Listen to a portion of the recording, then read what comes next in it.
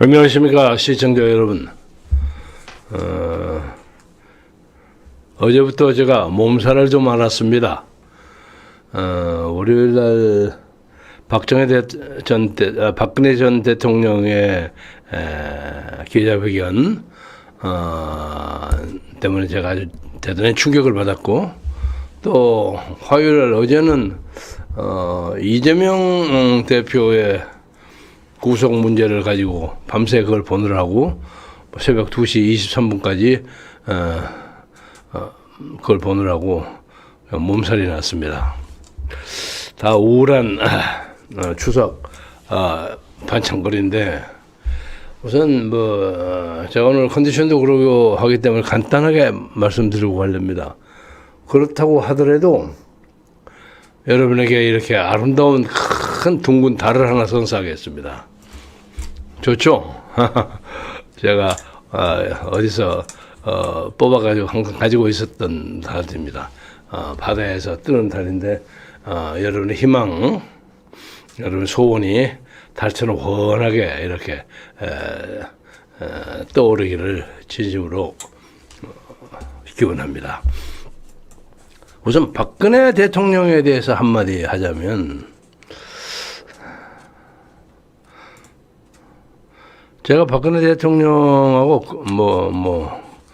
국회에 있을 때도 교류가 있었으면 그건 그렇다 치고, 우선 제가 2012년 그분이 대통령 후보로 나왔을 때부터 관계를 했으니까 2012년에 11년, 만 11년을 어떤 의미에서 박근혜를 위해서 살았다고 해도 과언이 아닙니다. 광화문에서 제가 탄핵 반대 연설만 해도 30분 이상을 했습니다. 그런데 막판에는 박근혜 전 대통령이 이런 식으로 성명서를 기자회견을 하는 걸 보고 쇼크를 많이 먹었습니다. 그리고 하필, 아니 왜 그걸 중앙일보에서 합니까? 예? 중앙일보의 태블릿 PC, JTBC의 태블릿 PC가 박근혜 대통령의 탄핵을 몰아붙이는 가운데 토막 아닙니까? 최순실 국정농단 논의하고. 그런데 그렇게 악연이 끼어있는 중앙일보에다가 그걸 하다니 도대체 나는 이해를 할 수가 없어요. 그리고 만약에 그런 것을 한다면 기자회견을 예고를 하고 관계되는 기자들이 다 모이게 해서 자기가 정식으로 발표하고, 그리고 질문도 받을 건 받고, 나는 이렇게 해서 이제 이건 정리하겠다.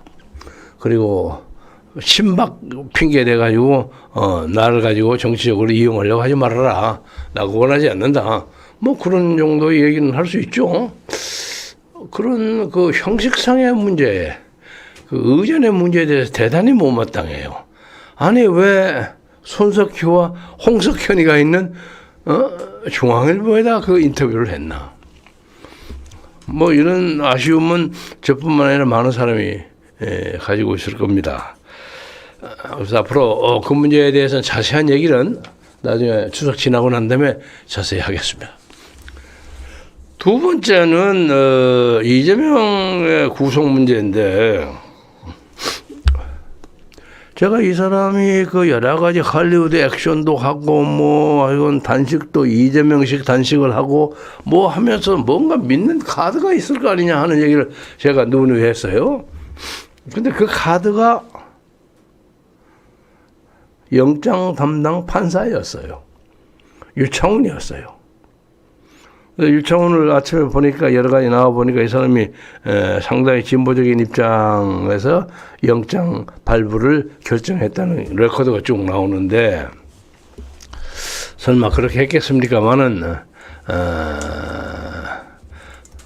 이재명의 명운이 걸린 문제니까 그 영장 담당 판사가 셋인가 되는데, 돌아가면서 더불어민주당 패거리들이 누가 나올까, 누가 담당할까 다 해갖고 조사해서 사전 작업을 다 했을 겁니다. 당연하죠. 저라도 했겠어요. 그런데 그 과정에서 막판에 기각을 받아내는 것이 이재명의 비밀, 시크릿 카드였습니다. 근데 여기 딱 하나만 얘기하려고요. 하나만. 박근혜 전 대통령은 최순실과 최서원과의 문제 때문에 국정농단을 했다고 해서 증거를 없애버릴 우려가 있기 때문에 구속을 했어요. 그런데 냉정하게 보세요. 최순실이하고 뭘 짜가지고 무슨 증거를 인멸할 가능성이 있는 겁니까? 이 얘기는 아주 심플한 거야. 아주 간단한 거예요.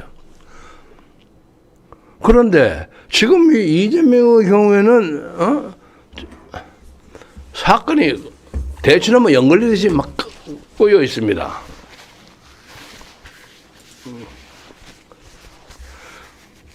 이 양반이야말로 나가면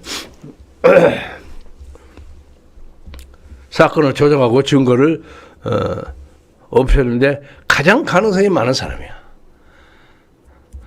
그런데 이 나라의 사법부는 몇 년 전에 박근혜 전 대통령에 대해서는 증거인멸의 우려가 있다고 해서 딱 구속영장을 첨부하고 그보다 몇 배, 몇십 배 증거를 인멸할 가능성이 많은 이재명에 대해서는 구속영장을 기각해. 이게 나랍니까? 네? 그래서 제가 앞으로 좀 자세하게 나중에 추석 끝나고 좀 얘기하겠습니다. 이게 도대체 너무 충격을 받아서 이게 뭐 이래? 에? 무슨 나라가 이 모양이야?